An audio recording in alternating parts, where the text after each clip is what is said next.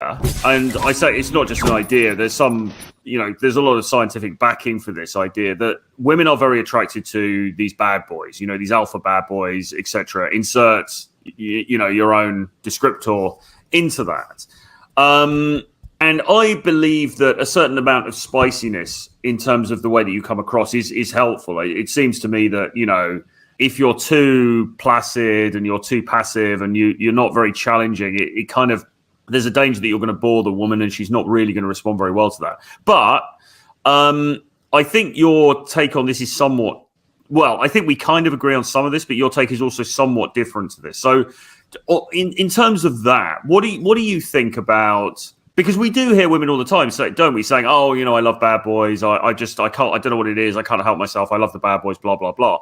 What you're suggesting is that actually, if you can use conversation in a certain way, you can get sort of onto a deeper level with these women, and that really is going to have the same effect. So what do you think about this whole bad boy mythology that goes around in this space? Well, I mean, if we look at how men in general are communicating with women today, they don't have so much skill in the conversations itself. Their conversational strength is quite weak. And right. If we're going to take two guys, where both have pretty weak conversational strength, we will see that the bad boy character still brings something on the table compared with the one that doesn't. Because the one who doesn't have those bad boy traits tend to be a passive listener and don't do anything, basically, more than just listen to her without any kind of engagement. They become really boring.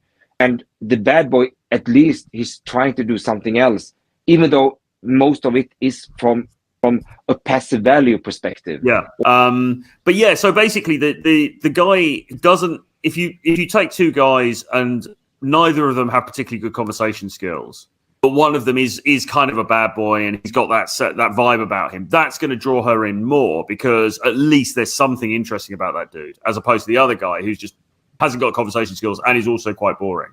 Because I mean, most of the bad boys who is pretty skillful with women in general without having any proficient skills in communication, he will still, what can I say, volume up the buying temperature. So there will still be some kind of entertainment, which she will find quite amusing, once in a while. But according to studies, we don't really see a true influence there.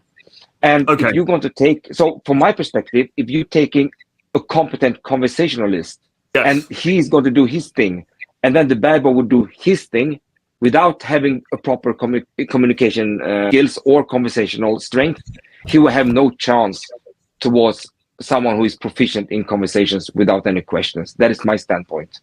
And there is a scientific evidence that supports my claim as well.